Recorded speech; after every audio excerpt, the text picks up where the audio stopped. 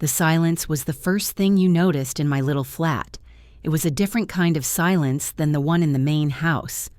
Up there, the silence was an active thing, a presence that pressed in on you, heavy with unspoken resentments and things left unsaid.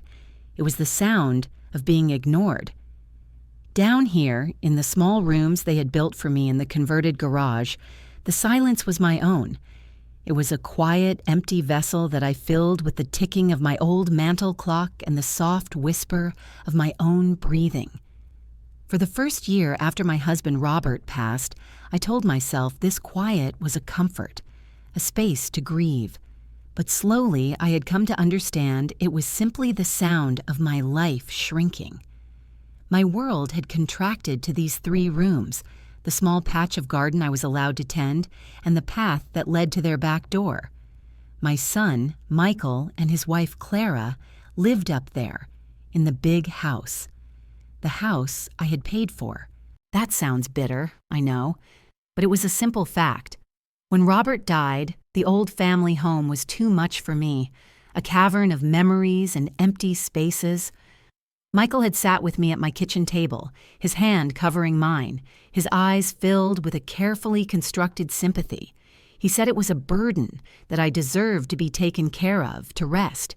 He and Clara had found the perfect place, he'd said. A beautiful house with a large garden, enough room for them and my grandson, Leo.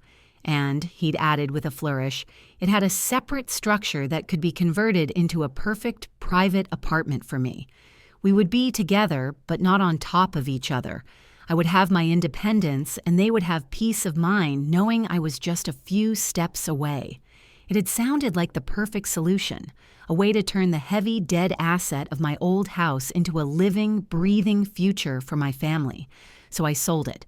I sold the house where I had raised my son, the garden where Robert had planted roses for me on our 10th anniversary, the walls that held the echoes of our entire life together. I signed the papers and transferred the bulk of the money, nearly $500,000, into a joint account with Michael. For the down payment, he'd said, to secure our future. I had kept just enough for my own small needs, trusting him completely. He was my son, after all, my only child. Everything I had, everything Robert and I had worked for was always for him. The first few months were pleasant enough. The novelty of the arrangement carried us through. I would babysit Leo, my sweet, bright grandson, while they went out. I cooked meals for them a few nights a week, telling myself it was a help, not a duty. I'd bring up a warm casserole, and Clara would thank me with a brittle smile, taking the dish and placing it on the counter before steering me gently back toward the door. The invitations to join them for dinner became less frequent. My visits to the main house, which I had imagined would be a daily occurrence, started to feel like intrusions. I would knock on the back door and wait, sometimes for several minutes, before Clara would open it, a look of mild surprise on her face, as if she had forgotten I lived a mere 30 feet away. Michael was always busy, always stressed. When I saw him, his face was tight with a tension he claimed was from work. "It's a killer, Mom," he would say, running a hand through his hair. "The pressure is just immense." He looked tired. There were new lines around his eyes, and he had lost the easy smile he'd had as a boy. I tried to help. I would do their laundry, fold it neatly, and leave it in a basket on their porch. I weeded Clara's flower beds. I tried to make myself useful, to be small and unobtrusive, to lessen the burden I felt I had become. But the distance only grew. The silence from the main house became louder, a constant hum of exclusion. My phone, which used to ring with Michael's daily check-in calls, now sat silent for days at a time. I was becoming a ghost on my own property. And then the text message arrived. It was a Tuesday morning. I had just finished my breakfast and was planning to ask Leo if he wanted to help me bake cookies later. My phone buzzed on the small table beside my armchair. It was from Clara. My heart gave a little leap of hope. Maybe it was an invitation, a sign that the frost was thawing. I put on my reading glasses and opened the message. The words were stark and black against the white screen, 6 of them. "Stop visiting. You stress out my husband." I read it once, then a second time. I took my glasses off, polished them on the hem of my sweater, and put them back on as if clearing my vision would change the words on the screen. It did not. Stop visiting. I lived here. How could I visit? The message was clear. She meant stop coming to the main house, stop knocking on the door, stop trying to be a part of their lives. And the reason that I was a source of stress for my own son. The son whose every need I had catered to for 40 years. The son for whom I had sacrificed my home, my security, my entire past. The pain was a physical thing, a cold, sharp object lodging itself in my chest. I did not cry. My body went numb, my hands resting in my lap, the phone still glowing with its cruel little message. I sat there for a very long time, the mantel clock ticking away the seconds of my new, profoundly lonely reality. The silence in my flat was no longer empty. It was filled with the weight of that text. It was the sound of a door being slammed shut and locked from the other side. That was the beginning of it all. The moment the ground gave way beneath my feet. For 2 days, I obeyed. I did not leave my flat except to retrieve my mail. I saw Leo playing in the yard through my window, and my heart ached with the need to go to him. But I stayed put. I felt like a prisoner, confined by 6 typed words. The shock had subsided, replaced by a deep, hollow ache. But beneath the ache, something else was stirring. A question. Why?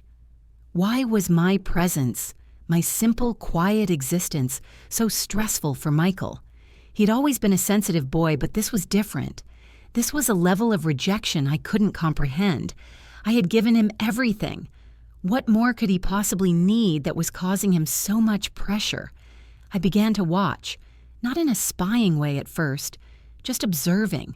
I paid attention to the rhythms of their lives from my window, the expensive grocery delivery services, the new top-of-the-line grill that appeared on their patio, Clara's frequent trips, from which she returned with shopping bags from high-end boutiques.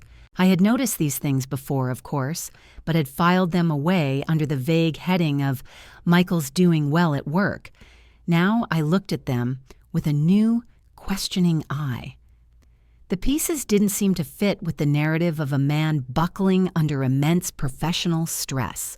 Stressed men did not, in my experience, approve the purchase of $100 bottles of wine with their weekly groceries. One afternoon I was tending the small row of tomato plants I kept in pots by my door when Michael pulled into the driveway. He was in a new car. Not the perfectly sensible sedan he'd had for years, but a sleek dark blue SUV with a ridiculously large grille. It gleamed in the sunlight, ostentatious and loud. He got out, stretching his arms, and didn't even glance in my direction. He was talking on his phone, laughing at something the person on the other end said. He looked relaxed, happy. He ran a hand over the hood of the new car with a look of pure, possessive pride. There was no sign of the crushing weight of the world he so often described to me. The image was a profound dissonance, a note struck so out of tune that it made the whole song sound wrong. I decided I had to speak to him, not to accuse, but to understand. I waited until the next Saturday. I saw Clara leave with her friends, and I knew Leo was at a birthday party. Michael was alone, mowing the lawn. I walked up the path, my heart thumping a nervous rhythm against my ribs. He shut off the mower when he saw me, his face shifting from neutral concentration to a guarded, weary expression. "Hey, Mom," he said, wiping sweat from his forehead. "Michael, can we talk for a moment?" I asked, keeping my voice soft. He sighed, a long, put-upon sound. "I'm kind of busy here, Mom." "It will only take a minute," I persisted. He leaned against the mower, crossing his arms. The posture was defensive, closed off.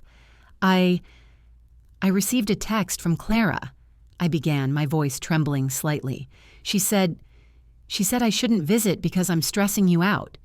His eyes flickered away, refusing to meet mine. "Oh, that," he mumbled. "Look, Mom, she didn't mean it like it sounded. She's protective of me. Things have been really tough at work. I'm under a lot of pressure and I just need some space when I get home. to decompress. He was using that word again, pressure. I looked at him, my son standing there in his expensive athletic shorts and brand new sneakers, the monstrous car gleaming behind him. "What kind of pressure, Michael?" I asked gently. "Is it the money from the house? Did I not give you enough?" A flash of something, anger, panic, crossed his face before being quickly suppressed. "No, Mom, of course not.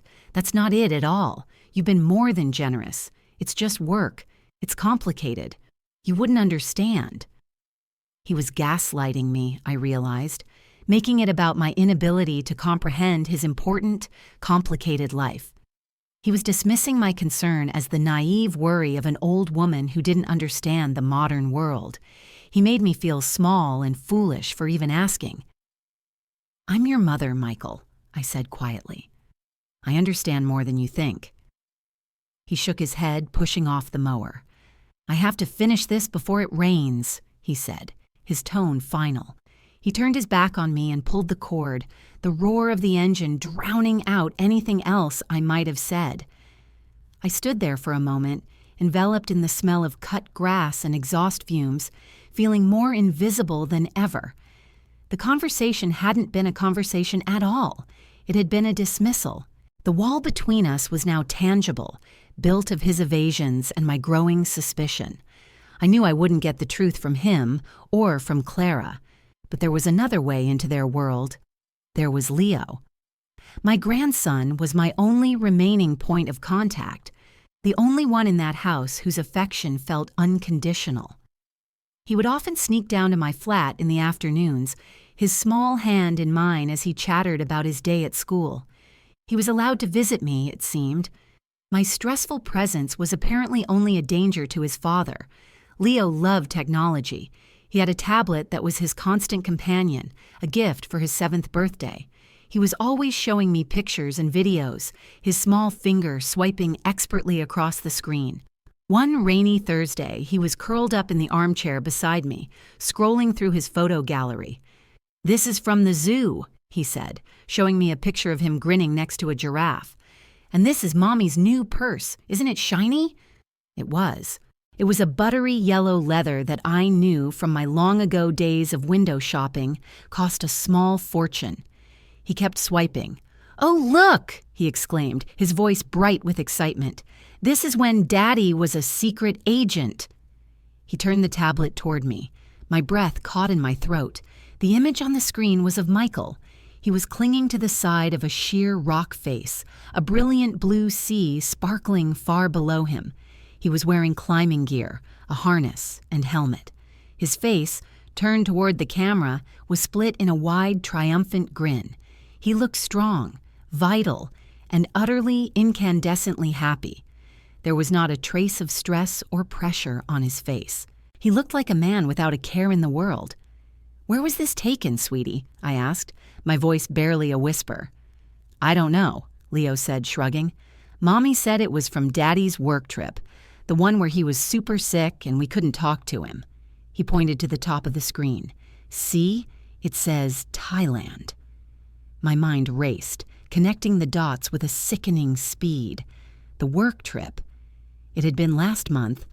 Michael had called me beforehand, his voice low and strained, to say he was being sent on a critical, high-stress assignment overseas. He said he would be incommunicado for a week. Clara had later called to tell me the trip had taken a terrible toll on him, that he'd come back with some sort of nervous exhaustion and needed absolute quiet to recover. It was during that week of his recovery that I had been forbidden from even knocking on their door.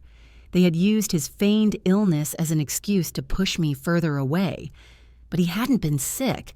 He had been in Thailand, rock climbing. The lie was so audacious, so complete, it was almost breathtaking. I looked at the photo again, at my happy, healthy, adventurous son, and the cold object in my chest twisted, sharp, and vicious. This was it.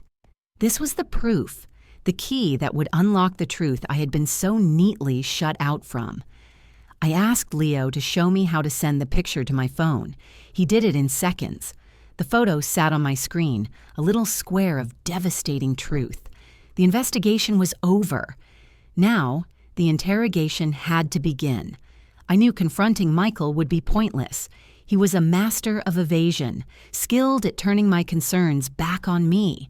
He would have a story, a plausible-sounding lie to explain the photo, and he would deliver it with a wounded expression that would make me feel guilty for my suspicion. No, the weak link was Clara. She was not as practiced in deception.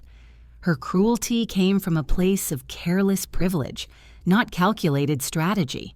She would be easier to break. I waited a few days, letting my plan settle, letting the cold anger solidify into a calm, unshakable resolve. I chose my moment carefully. It was a Wednesday afternoon. Michael was at work and Leo was at a soccer practice. I walked up the path to the main house, and for the first time in weeks, I rang the doorbell instead of knocking on the back door. It was a small act of defiance, a refusal to use the servant's entrance anymore. Clara opened the door, a surprised and slightly annoyed look on her face. She was dressed in expensive yoga pants and a cashmere sweater, her hair pulled back in a sleek ponytail. "Eleanor," she said, her voice cool. "Is something wrong?" "I need to speak with you, Clara," I said, my tone even. I did not wait for an invitation, but walked past her into the marble-tiled foyer. The house was immaculate, professionally cleaned, and smelled faintly of lemon polish and money. She followed me into the cavernous living room, her arms crossed. "I'm in the middle of something," she said, gesturing vaguely toward her laptop on the coffee table. "This won't take long," I replied. I sat down on one of her cream-colored sofas, the cushions sighing under my slight weight. I took out my phone, opened the photo, and placed it on the coffee table between us, the screen facing her. "I'd like you to explain this to me," I said. Clara glanced down at the phone. Her composure fractured. Just for a second, I saw a flicker of pure panic in her eyes before she masked it with a confused frown. It's a picture of Michael," she stammered, "from one of his work trips. It was a team-building exercise." The lie was weak, pathetic. She knew it, and she knew that I knew it. I just looked at her, my silence a more powerful accusation than any words. I didn't move. I didn't speak. I just waited. She broke. Her carefully constructed facade crumbled into a mess of tears and frantic justifications. "You don't understand," she sobbed, sinking onto the sofa opposite me. "It's not what you think. Michael has been under so much pressure. He just needed a break." The dam had burst, and the truth, or her version of it, came pouring out in a torrent. The story was uglier than I could have imagined. The money from my house, my life savings, had not just been for the down payment. That had been a fraction of it.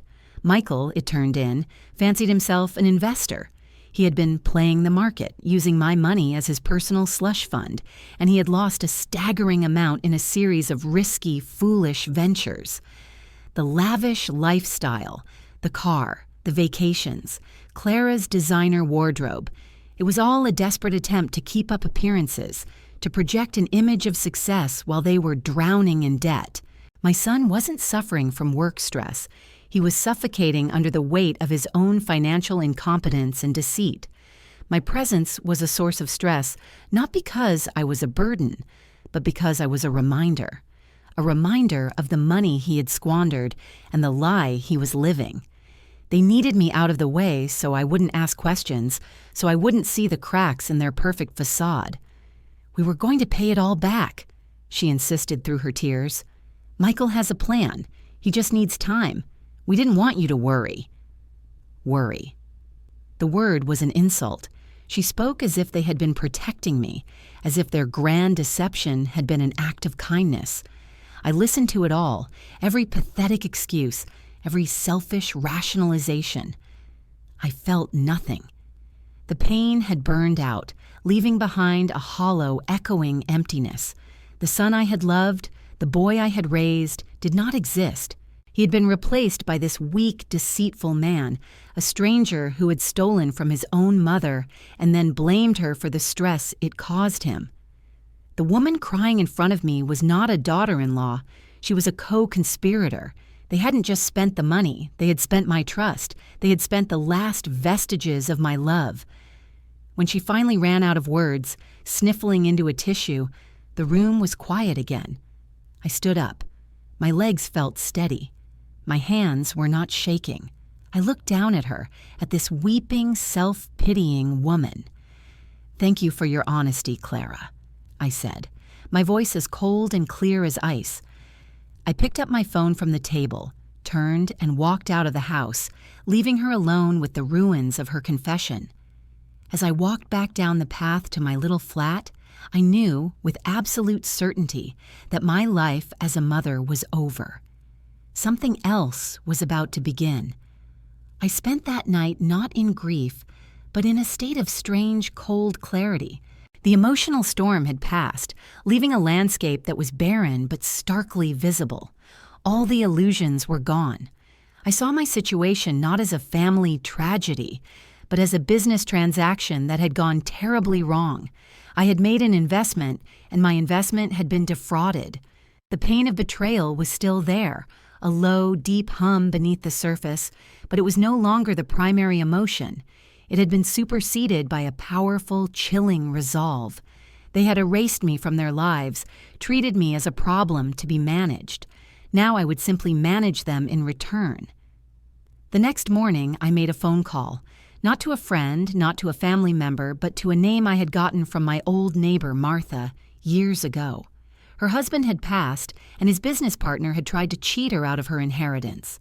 Martha had hired a lawyer she described as a quiet little man with the soul of a piranha. His name was Arthur Hartman. His office was in a modest, older building downtown, a world away from the gleaming glass towers Michael's firm occupied. The waiting room was quiet, furnished with dark wood and worn leather chairs. Mr. Hartman himself was exactly as Martha had described him. He was small and neat, with thinning gray hair and spectacles that magnified his sharp, intelligent eyes. He didn't offer condolences or platitudes. He simply gestured to the chair opposite his desk and said, "Eleanor, please, tell me everything." And so I did. I laid out the whole story, from the sale of my house to the text message from Clara. I spoke calmly and factually, presenting the events as a sequence, a chain of evidence. I showed him the photo of Michael in Thailand. I recounted Clara's tearful confession. I provided the bank statements I had, showing the massive initial transfer and the subsequent rapid depletion of the joint account. I did not cry. I did not raise my voice. I presented my case as if I were a witness testifying in court. He listened intently, his fingers steepled under his chin, his sharp eyes never leaving my face. He didn't interrupt. He let me speak until the entire sordid story was laid out on the polished surface of his desk. When I finished, there was a long silence. He looked down at his notes, then back up at me. "This is a textbook case of financial elder abuse, Eleanor," he said, his voice devoid of emotion. "The commingling of funds, the misrepresentation of their use, the subsequent isolation. It's a classic and frankly egregious pattern." He didn't treat me like a fragile old woman. He treated me like a client. He saw the steel in my spine that I had only just discovered myself. "The question," he continued, leaning forward slightly, "is what you want to do about it. There are several avenues we can pursue. Civil, to recoup your losses, and potentially criminal." The word hung in the air between us. Criminal. It was a terrible, heavy word to associate with your own child. But Michael's actions had been criminal. He had stolen from me. He had committed fraud. "I want what is mine," I said, my voice firm. "The money from Roberts and my life's work. I want it back. And I want them to understand that there are consequences for what they have done." Mr. Hartman gave a small, grim nod. "Very well," he said. "Then we begin." He explained the process. His team would perform a forensic accounting of every penny that had passed through that joint account. They would subpoena records from travel agencies, credit card companies, and car dealerships. They would build a case so airtight, so thoroughly documented, that it would be indefensible. "They have built a house of cards on your foundation," he said, a flicker of something like admiration in his eyes. "We are simply going to pull the foundation out from under it." Leaving his office, I felt lighter than I had in years. The burden of my silence and sorrow had been transferred to this competent, unsentimental man.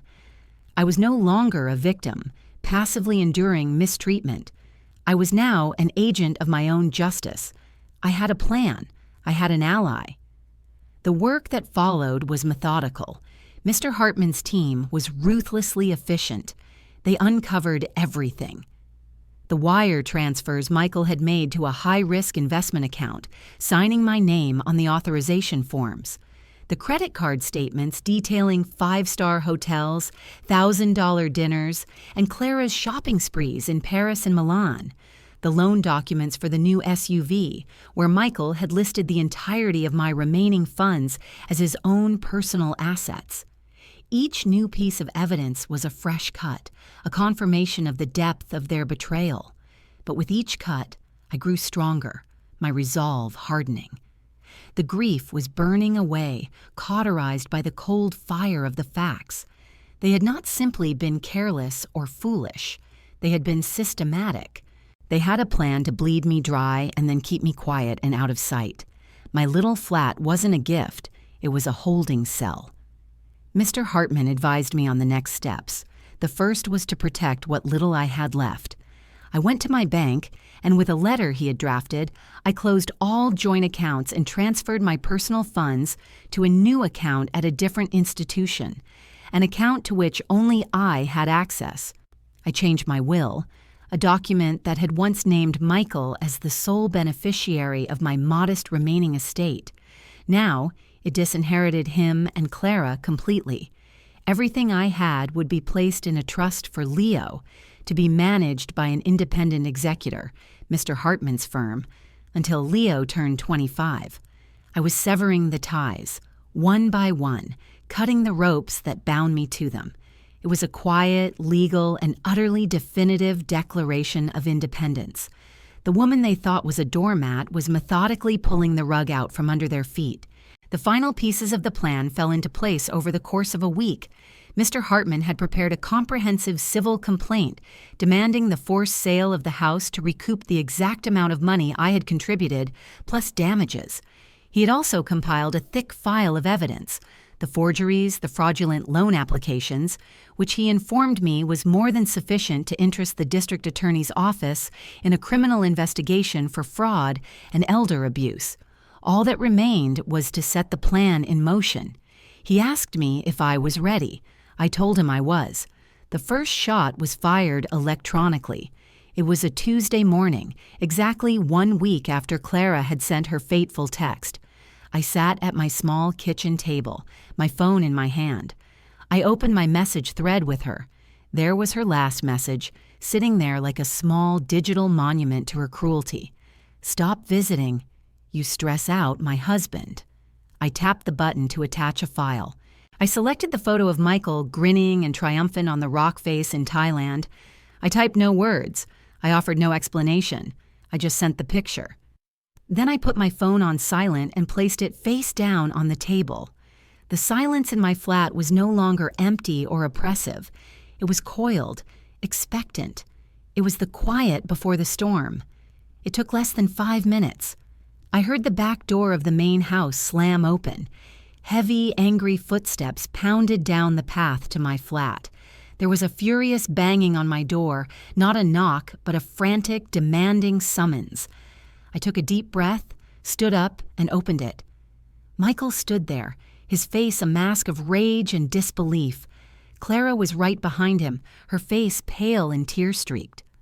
"What is this?" he demanded, shoving his own phone in my face, showing me the photo I had sent. "What kind of game are you playing, Mom?" I did not answer his question. I simply stepped back, holding the door open. "We need to talk," I said, my voice calm. They stormed in, bringing their chaotic energy into my quiet space. They seemed too large for the room, their fury and panic sucking the air out of it. "You have no idea the trouble you've caused," Michael raged, pacing back and forth in front of my small sofa. "Clara told me you know. We were going to handle it. This is a private family matter." "It stopped being a private family matter when you forged my signature on financial documents," I said, my voice level. His head snapped toward me, the anger in his eyes flickering with fear. "I never," he began, but I cut him off. "Don't, Michael, just don't. The lies are over." Clara started to cry, the same performative sobs I had seen in her living room. "Eleanor, please," she wept. "We made a mistake, a terrible mistake. But he's your son. You can't do this to him, to us, to Leo." They were trying to appeal to the mother they had spent the last 2 years ignoring and marginalizing. They were looking for the soft, forgiving woman they had taken for granted. But she was no longer there. I let them exhaust their anger and their pleading. I stood by my armchair, my hands clasped loosely in front of me, and I waited. When they finally fell silent, their desperation hanging heavy in the air, I spoke. "I am not doing this to you," I said, looking directly at Michael. "This is the consequence of your own actions. You took the money my husband and I worked our entire lives to save, and you squandered it on a fantasy. You built this beautiful life on a foundation of lies and theft. My theft. But you're my mother," he cried out, his voice cracking with a desperation that was, for the first time, genuine. It was the cry of a cornered animal, not a repentant son. It was a final, desperate attempt to use our relationship as a shield.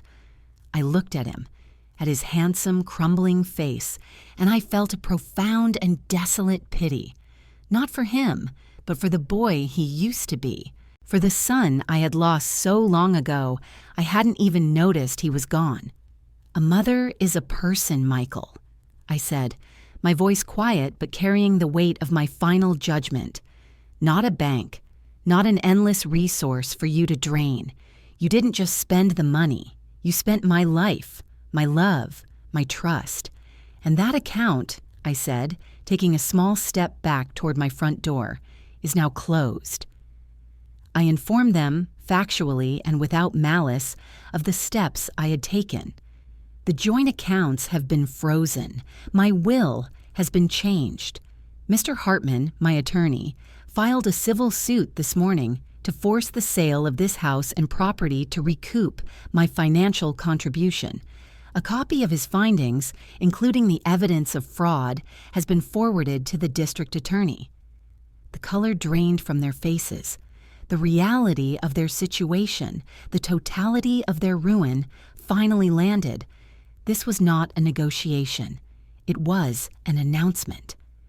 Clara let out a small, strangled gasp. Michael just stared at me, his mouth slightly open, his eyes filled with a dawning horror. He finally understood. He was not dealing with his emotional, forgiving mother. He was dealing with a creditor, and she had come to collect. I opened my door. "I believe you have things you need to discuss," I said, "and I would prefer you do it in your own home, while it is still your home." They stumbled out of my flat, dazed and broken.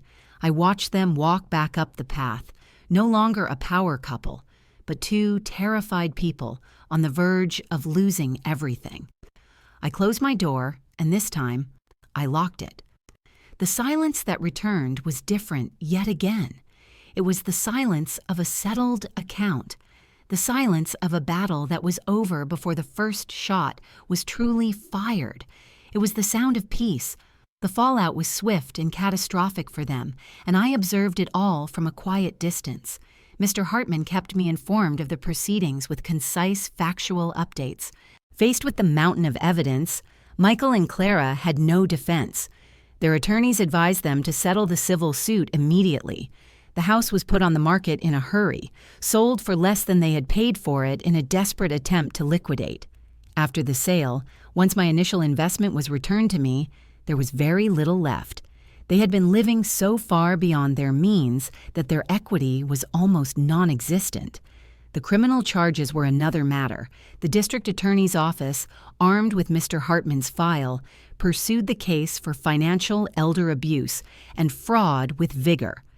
Michael, on the advice of his counsel, took a plea bargain. It saved him from a long prison sentence, but it did not save him from ruin. He was sentenced to 2 years of probation, a significant fine, and a permanent criminal record that would make it impossible for him to ever work in finance again. His career was over. They lost everything. The house, the new car, their standing in the community. I heard through my old neighbor, Martha, that they had moved into a small, rented apartment on the other side of town.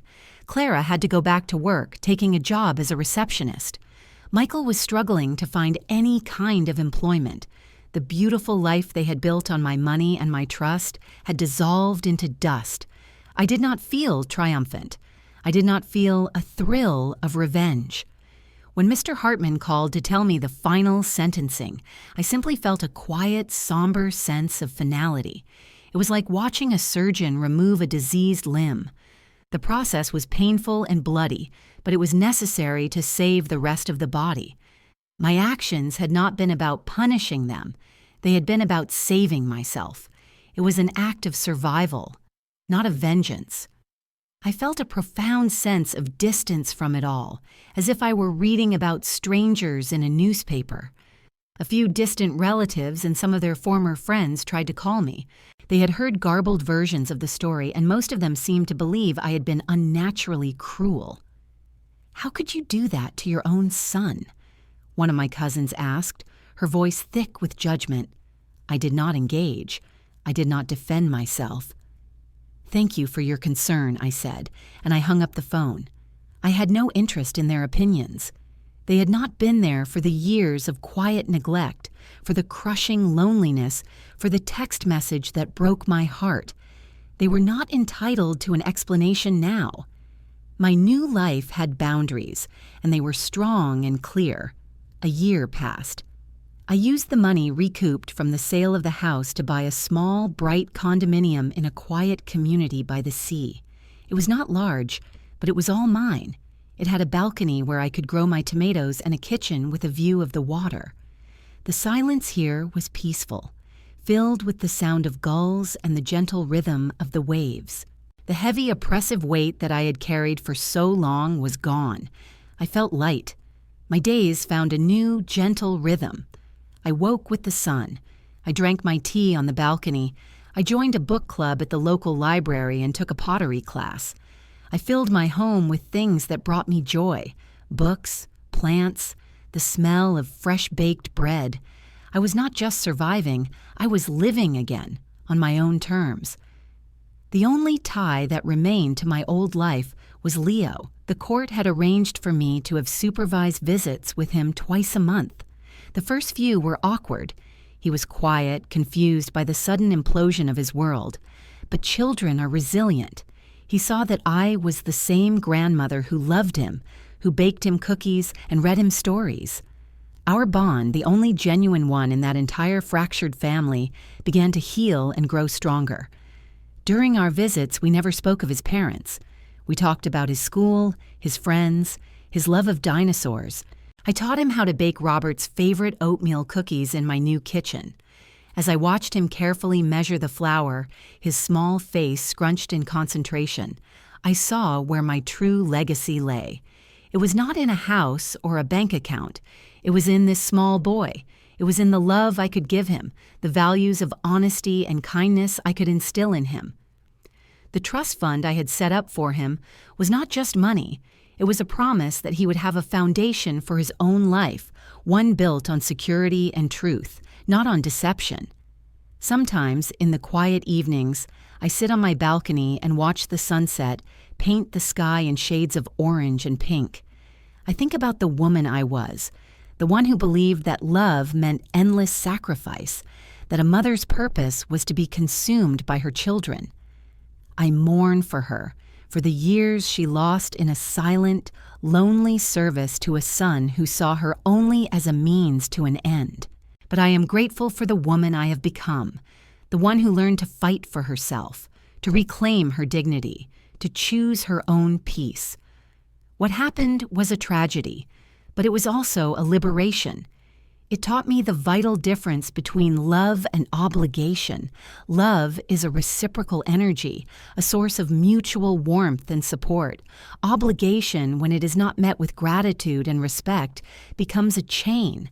I had allowed my love to curdle into a one-sided obligation, and it had nearly destroyed me. The most difficult and most important thing I have ever done was to finally break that chain. It is never too late to demand to be seen as a person. It is never too late to close an account that has been overdrawn for far too long. It is never too late to walk away from a house built on lies and find a small, quiet place of your own, a place where the silence is not the sound of loneliness, but the sound of freedom.